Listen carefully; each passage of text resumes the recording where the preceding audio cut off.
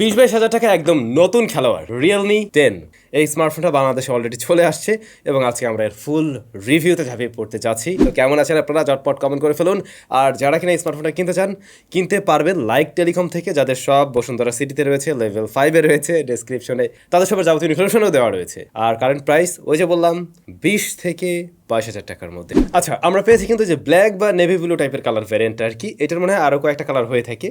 রিয়ার প্যানেলটা দেখতে না একটু ফ্রস্টেড টাইপের মনে হবে, বাট এটা আসলে গ্লোসি ফিনিশ এবং এতে ফিঙ্গারপ্রিন্ট বসে যায়, ফিঙ্গারপ্রিন্ট ম্যাগনেট। আর বডি ফ্রেম সেটা প্লাস্টিকের তৈরি। সামনের যে ডিসপ্লেটা এটাকে প্রদর্শন করছে কর্নিং গরিলা গ্লাস 5। রাইট সাইডে হোম বাটন রয়েছে যা ফিজিক্যাল ফিঙ্গারপ্রিন্ট স্ক্যানার হিসেবে কাজ করবে। আর 10টা স্মার্টফোনের মতো এটা বেশ ফাস্ট অ্যান্ড একুরেট। এর উপরে রয়েছে ভলিউম রকার। উপরে আমরা পেয়ে যাবো secondary noise cancellation mic. Left সাইডে কিন্তু ডেডিকেটেড সিম কার্ড স্লট রয়েছে, দুটি সিম একটি মেমোরি কার্ড ব্যবহার করা যাবে। আর ফোনের তলায় রয়েছে type C port, primary microphone, speaker grill and 3.5 millimetre headphone jack. So display নিয়ে একটু কথাবার্তা বলা যেতে পারে। ডিসপ্লের সাইজ হলো 6.4 ইঞ্চ। এটা AMOLED panel, full HD plus রেজলিউশনের, 90 হার্টজ হাই রিফ্রেশার সাপোর্ট করছে এবং 1000 নিট পিক ব্রাইটনেস রয়েছে এখানে। 414 হলো গিয়ে পিপিআই। এই ডিসপ্লেটা আমার মনে হয় 20-22 হাজার টাকার মধ্যে খুবই দারুণ একটা ডিসপ্লে হতে পারে, যদিও লোয়ার চিনটা একটু মোটা লাগতে পারে। মানে এটা মেনে নেওয়ার মতোই, বাস এটা অবশ্যই অন্য চারিপাশে সবকিছু আর কি ন্যারো, তো দ্যাটস ওয়াই এটা একটু চোখে বাঁধবে। বাট একটা ব্যাপার আমার কাছে একটু নোটিসেবল লেগেছে, সেটা হলো এই টাচ রেসপন্স। আমার টিম মেম্বার অনেকেই বলছিল না ওদের কাছে ঠিকঠাক লাগে, বাট আমি টাচ করতে গিয়ে আমার কাছে মনে হচ্ছে যেন একটু প্রেশার দিতে হয় বা মাঝে মধ্যে একটু মিস করছিল। এটা আর কি পার্সোনালি আমার কাছে মনে হয়েছে। এছাড়া শার্পনেস ডিটেল একদম ডিসপ্লে থেকে আমরা ঠিকঠাক পেয়েছি। ডিসপ্লেটা নিয়ে আশা করছি সন্তুষ্ট থাকবেন ম্যাক্সিমাম মানুষই। ক্যামেরা দুইটা বলছিলাম, তো মেইন শুটার হলো 50 মেগাপিক্সেলের আর 2 মেগাপিক্সেলের ডেপথ সেন্সর। আলট্রা ওয়াইড নেই, যেটা থাকলে মূলত কাজে লাগতো। ওই ডেপথ সেন্সর না হলেও পোর্ট্রেট তোলা যায়, আমরা জানি। ফ্রন্ট ফেসিং ক্যামেরা রয়েছে 16 মেগাপিক্সেলের শুটার। তো আমরা যদি ক্যামেরাটাকে এভাবে ভাগ করে ফেলি, ভালো দিক এবং খারাপ দিক, ভালো দিকের মধ্যে দেখুন শার্পনেস ডিটেল এবং ডিএলআইটি প্রপার আলো কিন্তু দিতে পারছে এর ক্যামেরা। আর কালার, হ্যাঁ, কালার অ্যাকুরেসির দিক থেকে আমি বলবো না এটা একদম ন্যাচারাল কালার দিচ্ছে, বিষয়টা ওরকম নয়। কিছুটা আমরা দেখছি এখানে একটু ওয়ার্ম করে এবং একটু বুস্টেড কালার দেয়, যা দেখতে খারাপ লাগে না। বাট খারাপ দিক নিয়ে যদি বলতে যাই, সেই ক্ষেত্রে এটার এক্সপোজার ব্যালেন্সটা আরেকটু বেটার হওয়া উচিত ছিল। মানে হাইলাইট পেলে কিছু কিছু জায়গায় একটু জ্বলে যাচ্ছিল বলে মনে হয়েছে।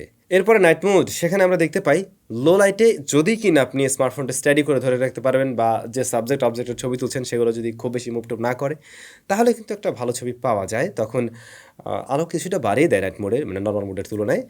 বাট হ্যাঁ, নয়েজ কাট করার জন্য একটু সফটও করে। ওভারঅল আবার খারাপ লাগে না মোবাইলের স্ক্রিনে, বাট বড় স্ক্রিনে যখন আপনি দেখতে যাবেন তখন কিন্তু মনে হবে না, একটু এখানে গ্রেইনের দেখাও আছে, আবার বেশ কিছুটা ডিটেলেরও অভাব রয়েছে।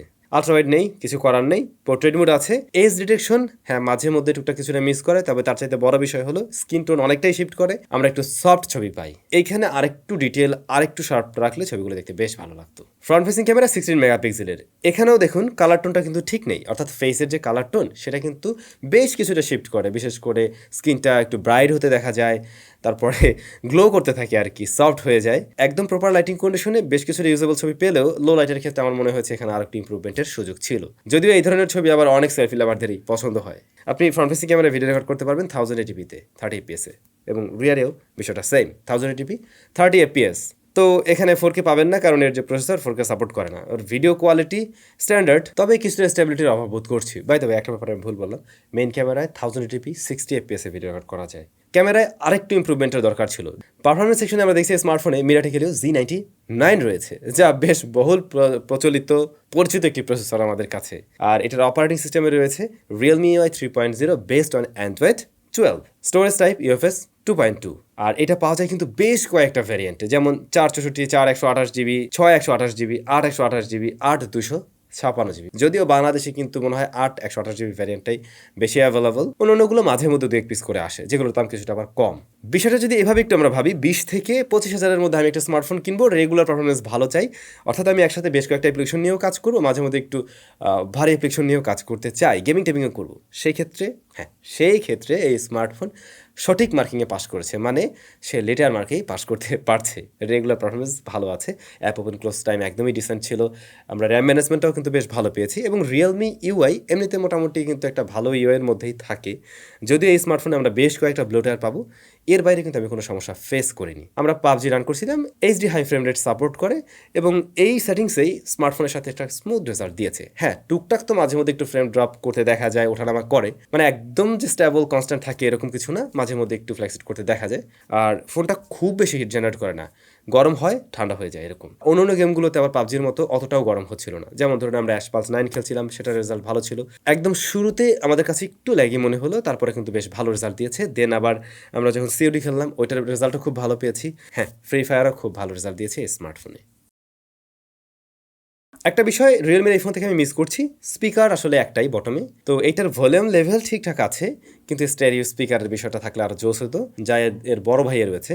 স্পিকার কোয়ালিটি ঠিকঠাক আছে, বাট সিঙ্গেল এটাই। ইয়ারপিসের সাউন্ড আমি ঠিকঠাক পেয়েছি, নেটওয়ার্ক কানেক্টিভিটিতে কোনো ধরনের প্রবলেম ফেস করতে হয়নি বোথ কানেকশনে। আর এত কিছু রান করার জন্য, মানে এটাকে পাওয়ার দেওয়ার জন্য আর কি, এর মাঝে রয়েছে 5000 mAh এর ব্যাটারি এবং 33 ওয়াটের চার্জার। তো এই জিনিসটা একদমই আমি বলবো স্ট্যান্ডার্ড, এটা ঠিক আছে। একদিন খুব সুন্দরভাবে এটা চালানো যায়, যেহেতু ফুল এইচডি প্লাস এবং 90 হার্টজের প্যানেল। হ্যাঁ, সেখানে কিছুটা চার্জ বার্ন করবে, বাট স্টিল আপনি একদিন একদম ঠিকঠাকভাবে ব্যবহার করতে পারবেন, যদি কিনা মোটামুটি একটু হেভি ইউজার হয়ে থাকেন। আর যদি একদম টানা ভিডিও দেখতে থাকেন, গেমিং করতে থাকেন, সেই ক্ষেত্রে হয়তো দিন শেষ হওয়ার আগে আপনাকে চার্জ করতে হবে। দ্যাটস ইট, এই ছিল স্মার্টফোন। এখন যদি কিনা আমরা এটাকে 22,000 টাকার আশেপাশের একটা স্মার্টফোন হিসেবে চিন্তা করতে যাই, সেই ক্ষেত্রে কোন কোন জায়গায় কম আছে। হ্যাঁ, কিছু জায়গায় তো কম আছেই, যেমন এইটার ক্যামেরা, আলট্রাওয়াইড শুটার আমি মিস করছি, যেটা থাকতে পারতো। দেন এইটার স্পিকার, এখানে স্টেরিও স্পিকার দিলে এটা আরও জোস হইতো। সবগুলো ভ্যারিয়েন্ট যদি অ্যাভেলেবেল পাওয়া যেত, তাহলে যাদের বাজেট কিনা একদম 20-এর মধ্যে, তারাও কিন্তু চাইলে এই স্মার্টফোনটাই নিতে পারতো, শুধু র্যামটা একটু কমিয়ে নিত হয়তো। দ্যাটস ইট, আপনাদের কাছে কেমন লেগেছে অবশ্যই কিন্তু জানাবেন। সবাই ভালো থাকবেন, অনেক বেশি ভালো।